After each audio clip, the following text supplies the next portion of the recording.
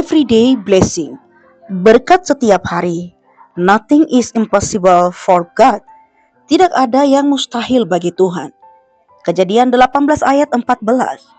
Pada waktu yang telah ditetapkan itu, tahun depan aku akan kembali mendapatkan engkau.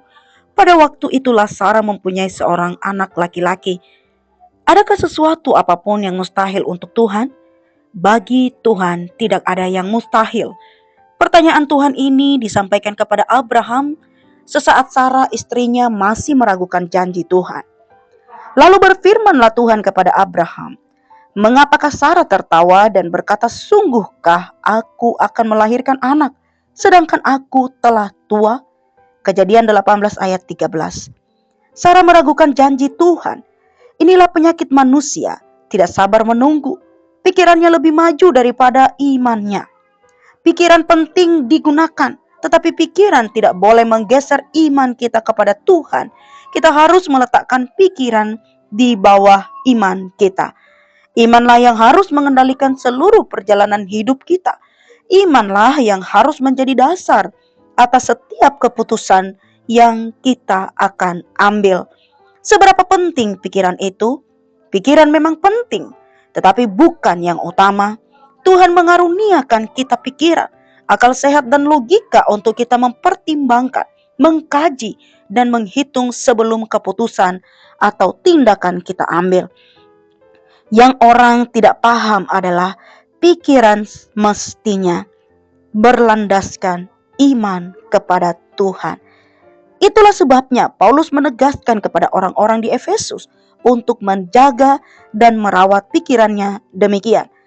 Jadi akhirnya saudara-saudara ya, semua yang benar, semua yang mulia, semua yang adil, semua yang suci, semua yang manis, semua yang sedap didengar, semua yang disebut kebajikan dan patut dipuji, pikirkanlah semuanya itu. Filipi 4 ayat 8. Mengapa Sarah mentertawakan janji Tuhan? Menurut pikiran Sarah, tidak mungkin di usia mendekati 75 tahun ia bisa hamil. Apalagi suaminya Abraham sudah mendekati 100 tahun. Sudah mati pucuk, istilah yang dipakai untuk orang seumur Abraham. Mungkinkah ia dan suaminya bisa mendapatkan janji Tuhan? Sangat tidak masuk akal, tidak logis. Kita pernah mengalami hal yang sama. Memang sulit menerima kenyataan pada saat jalan kita gelap dan tertutup. Orang gampang lupa dengan janji Tuhan. Pikirannya lebih dominan, lebih menguasai hidupnya. Inilah masa yang sangat rawan. Kita cenderung meniadakan dan melupakan janji Tuhan. Fakta di depan kita bicara lain. Fakta itu jelas dan nyata.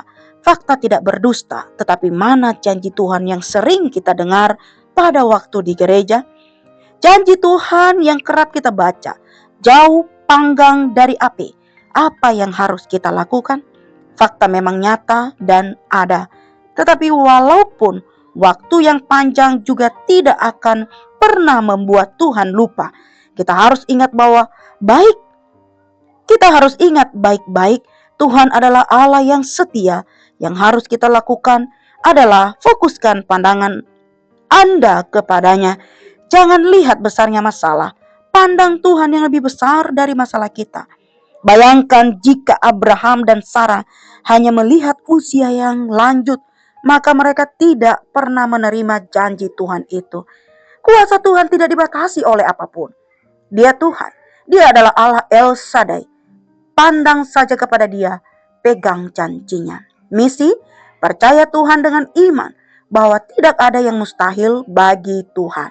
Kita berdoa. Ya Bapa, berikanlah iman dan keyakinan bahwa seberat, sesulit, dan serumit apapun masalah yang kami hadapi, Tuhan pasti mampu menolong kami tepat pada waktumu.